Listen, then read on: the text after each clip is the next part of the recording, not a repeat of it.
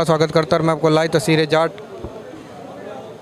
भवन की दिखा रहा हूँ। देखिए, आज एक प्रेस वार्ता करेंगे जिसमें इनेलो के प्रदेश नवेश सिंह राठी जी महोदय आइए उनसे जानने की कोशिश करते हैं कि किस विषय को लेकर आज प्रेस वार्ता की गई है। नेशनल लोकदल पार्टी की तरफ से एसपी करनाल को एक शिकायत पत्र कंप्लेंट उन अधिकारियों के खिलाफ जिन्होंने किसानों पर लाठीचार्ज करवाया है, आदेश दिया है और जिन्होंने निहत्थे किसानों पर लाठियों से मारा है, जिससे एक किसान की मौत होगी। उस विषय में एसपी साहब को एक कंप्लेंट देने के लिए इंडियन नेशनल लोकदल पार्टी के वरिष्ठ पदाधिकारी और कार्यकर्ता आए हैं और साथ में श्री शेर सिंह जी राणा जी की पार्टी के जो हरियाणा के प्रभारी हैं श्री यशपाल राणा जी, वो भी हमारे साथ हैं। ये बहुत ही जघन्य कांड हरियाणा की सरकार ने किया है और अधिकारी तो ये कहते हुए जो ड्यूटी मजिस्ट्रेट यहाँ लगाए हुए हैं, उन्होंने ड्यूटी मजिस्ट्रेट जो लगाए गए सरकार ने लगाए हैं, उन्होंने जो आदेश दिया है वो आदेश एक अधिकारी का आदेश नहीं है, एक तालिबानी का आदेश है। उन्होंने ये कहा है कि इस लाइन से आगे क्रॉस करते ही सिर में लठ मारो, सिर फोड़ो, सिर फूटा हुआ होना चाहिए। ये सख्ती से आदेश दिया है और ये कहा कि मैं ड्यूटी मजिस्ट्रेट हूँ, ये मेरा आदेश है। सर, लेकिन कल डीसी साहब ने, एसपी साहब ने प्रेस कॉन्फ्रेंस की और उसमें बताया कि ये जो क्लिपिंग है ना, थोड़ी कम दिखाई है। अगर पूरी क्लिपिंग है उसके अंदर मामला कुछ और है। वो इंस्ट्रक्शन दे रहे हैं कि बैरिकेड्स ना टूट जाएं, अगर 2 बैरिकेड्स और टूट जाएं और ये तीसरे बैरिकेड पे जो बिल्कुल उस होल के नज़दीक था, तो ये पूरी नहीं दिखाया गया। आप सारे करनाल के वासी हैं, आप सभी समझते हैं, माननीय मुख्यमंत्री जी को उस टोल से गुजरना नहीं था।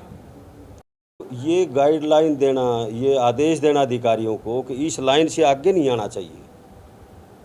उन्होंने उससे पहले बैरिकेडिंग की बात करनी चाहिए थी कि भी बैरिकेड से जो आगे कूदे उसके खिलाफ अगर लाठीचार्ज का आदेश भी देना था तो कोई भी अधिकारी लाठीचार्ज का आदेश देता तो सर में लाठी मारने की नहीं कहता है, वो छाती से नीचे मारने की कहता है।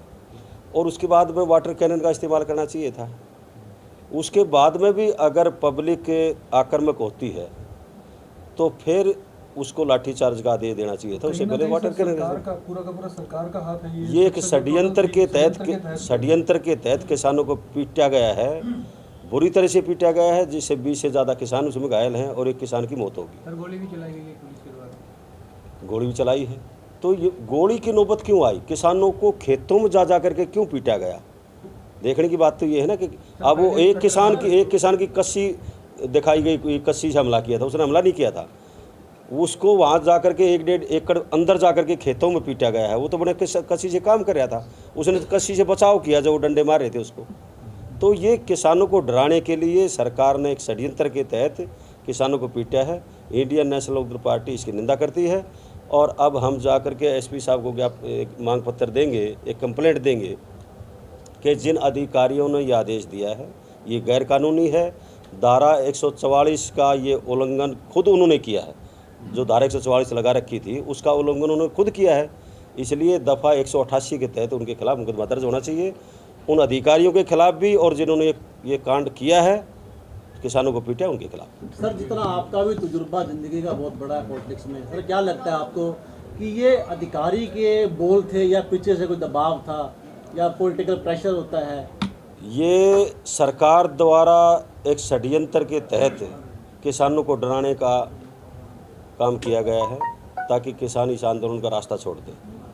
इसलिए सारा का सारा सरकार फेलियर है इस मामले में। सर, पहले भी मुख्यमंत्री के प्रोग्राम रहे हैं करनाल में, तब भी किसानों ने शांतिप्रिय ढंग से किया। तो किसान तो अब भी शांत थे। किसानों ने कोई अशांति पैदा नहीं करी। किसानों के हाथ में किसी के में लठ नहीं था। अगर एक लठ दिखा रखा है तो पुलिस का छीनिया था जो डंडे मार रही थी पुलिस। किसान तो शांतिप्रिय। देखो, अब सरकार द्वारा निर्धारित है वो टोल जहाँ पे वो शांतिप्रिय प्रदर्शन करें। पिछले 9 महीने से ज़्यादा हो गए, 9 महीने से ज़्यादा हो गए, वो शांतिप्रिय तरीके से प्रदर्शन चल रहा है। अब तक तो ऐसा मामला हुआ नहीं था ना। तो ये सारा का सारा मामला सरकार द्वारा प्रायोजित और किसानों को पीटने का, प्रशासन ने किसानों को पीटने का मन इसलिए बनाया कि सरकार के आदेश थे ताकि किसान डर जाएं और इस आंदोलन का रास्ता छोड़ दिया। सर जैसे कि अभी आप ज्ञापन देंगे और अगर एसडीएम साहब के खिलाफ जो ड्यूटी मजिस्ट्रेट थे कार्रवाई नहीं होती तो फिर इनेलो इसके ऊपर क्या पक्ष लेगी फिर आगे के देखिए अब हम एक ज्ञापन देंगे, ज्ञापन नहीं है, कंप्लेंट देंगे।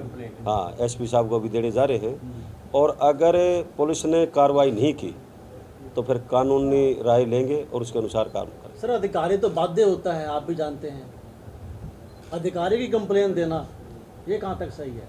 अधिकारी ने ये आदेश देना क्या उचित था क्या कि भाई लठ मारो सिर में? ये कौन से कानून में लिखा हुआ बताते थे एक बार, बताओ तो सही। पहले ही देखिए परिस्थितियों के अनुसार जो ड्यूटी मजिस्ट्रेट होता है ना, वो परिस्थितियों के अनुसार फैसला लेता है। उन्होंने पहले ये कहना चाहिए था कि भाई अगर कोई इस लाइन से आगे आए तो बैरिकेड लगाओ, उसको रोको। उसके बाद भी अगर बैरिकेड से हटा करके वो आगे आए तो फिर वाटर कैनन का इस्तेमाल करो। उसके बाद भी अगर कोई पब्लिक आक्रामक हो जाए तो फिर लाठी चार्ज का आदेश जब दिया जाता है जब पब्लिक आक्रामक हो जाए या पत्थरबाजी करे। ऐसा तो कोई था नहीं, और फिर भी जब पत्थरबाजी करे तो फिर अधिकारियों को आदेश देना, जो ड्यूटी मजिस्ट्रेट है वो आदेश देता है कि लाठी चार्ज करो लेकिन छाती से पेट से नीचे नीचे मारो। ये इन आदेशों ये नहीं दिए गए ना, उन्होंने तो सीधा कहा सर फोड़ो, इस लाइन से आगे आते ही सर फोड़ो। ये कहाँ का न्याय है? किसानों का दमन करने की पूरी तरह से कोशिश की जा रही है सरकार। किसानों को दमन करने की कोशिश और किसानों को डराने की कोशिश की जा रही है, लेकिन किसान ना डरेगा और ना इन घटनाओं से विचलित होगा। वो अपना शांति प्रिय आंदोलन जारी रखेगा। ये पेट की लड़ाई है, सभी के भारत के लोगों की पेट की लड़ाई है।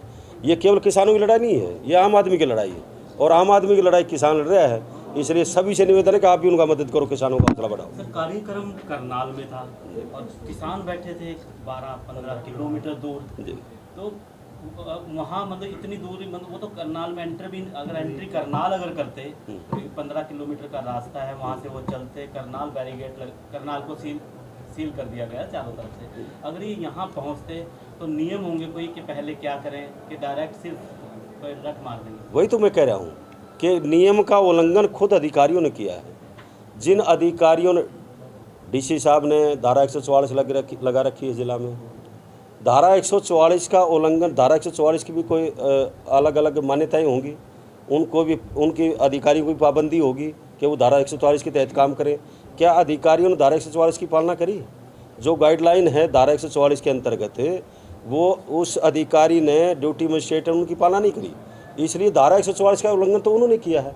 उनके खिलाफ दफ़ा 188 के तहत मुकदमा दर्ज होना चाहिए, उन अधिकारियों के खिलाफ भी, और जिन्होंने लाठीचार्ज किया है और जो सिर फोड़े हैं किसानों के, उनके खिलाफ 302, जो 101 किसान की मौत भी हुई, 302, 307, 25, 59 जो अन्य धाराएं हैं उनके तहत मुकदमे दर्ज होने चाहिए ताकि कानून के अनुसार उनको सजा मिले। अधिकारी की बात आप कर रहे हैं कि उल्लंघन की, लेकिन आदेश तो आका के थे, ऊपर से थे, तो ऊपर से आदेश थे, वो आदेश का जब मुकदमा पालन किया है। वो जब मुकदमा दर्ज होगा तो मामला कोर्ट में जाएगा, कोर्ट में जाएगा तो वो अधिकारी की जब गवाही होगी तो वो कह दे कि भाई आका के आदेश थे, उनको भी घसीटो, इसमें उनको भी लाओ, वो तो उन्होंने कहना है। सर आंदोलन तो पहले भी काफ़ी होते हुए हैं, होते रहेंगे, लेकिन ये हाईवे जाम करने का जो मामला है ये क्या सही लगता है आपको? जनता को परेशान क्यों किया जाए? मैं आप सभी को बताता हूँ, मैं बहादुरगढ़ से बिलोंग करता हूँ। हमारे यहाँ टीकरी बॉर्डर है, जो टीकरी बॉर्डर पर किसान बैठे हैं पिछले 9 महीने से, हमारे यहाँ टीकरी बॉर्डर है। वैसे तो 7-7 2-3 बॉर्डर भी लगते हैं, तो वहाँ भी किसान बैठे हैं, बहुत भारी संख्या में बैठे हैं अब भी, और 17 किलोमीटर में बैठे हैं अब भी किसान। आप कभी जा कर के देखोगे टीकरी बॉर्डर पे 17 किलोमीटर में किसान बैठे हैं रोड पे, हाईवे पे। एक साइड का रोड खोल रखा है, आगे अगर दिल्ली में एंट्री रोक रखी है तो वो केंद्र सरकार के अधीन है, दिल्ली की पुलिस। उन्होंने, आप कभी जा कर के देखो टीकरी बॉर्डर पे और सिंघू बॉर्डर पे 7-7 लेयर लगा रखी, पाकिस्तान के बॉर्डर पे भी नहीं मिलेंगी ऐसी, और भाले गाड़ रखे हैं सड़कों में। किसानों ने सड़कें नहीं रोकी हैं, यहाँ भी नहीं रोक रखी, आवाजाही है ना। किसान तो केवल अपनी ही लड़ाई नहीं लड़ रहे, इस देश की लड़ाई लड़ रहे हैं। इसलिए किसानों को ये कहना कि उन्होंने रोड रोक दिए, रोड जाम कर दिए, ये गलत है। वो तो पुलिस रोक रही है, वहाँ दिल्ली पुलिस रोक रही है, सरकार ने रुकवा रखे हैं। 26 जनवरी को सरकार ने किया था, किसानों को उकसाया था, तो ये भी साजिश तो नहीं थी कि किसानों को उकसाया जाए? सरकार ने जब ये देख लिया कि 9 महीने से शांति प्रिय आंदोलन चल रहा है, और इस हिंदुस्तान की सरकार की जो किरकिरी हो रही है विदेशों में भी और देश में भी, लोग इनके खिलाफ इन लोगों ने मूड बना लिया है कि आगे आने वाले इलेक्शन में, हर इलेक्शन में इनको हराएंगे, जैसे बंगाल में हार करके आए हैं ये। तो ऐसे ही सरकार चाहती है कि ये आक्रामक हो, ताकि आक्रामक होने के बाद में उस आंदोलन को दबाया जा सकता है। लेकिन किसान आक्रामक होते नहीं हैं, लेकिन किसानों को आक्रामक करके और इस तरह से बदनाम करने के अनेक हथकंडे ने पहले भी अपनाए हैं, अब भी अपना रही सरकार। वे जो भी एक किसान शहीद हो गया, उनको लाठियों से पीटा गया और उनकी रात को ही हॉस्पिटल में मौत हो गई, उस विषय में एक एसपी को दरखास्त दी गई। जो भी अधिकारी के द्वारा यह आदेश दिए गए उनके खिलाफ सख्त से सख्त कार्रवाई बने रही। बिहार न्यूज़ का पल पल की खबरों से अपडेट कराते रहेंगे आपको। जन्म पर मेरे सहयोगी सुमन किरण के साथ विकास कुमार करनाल।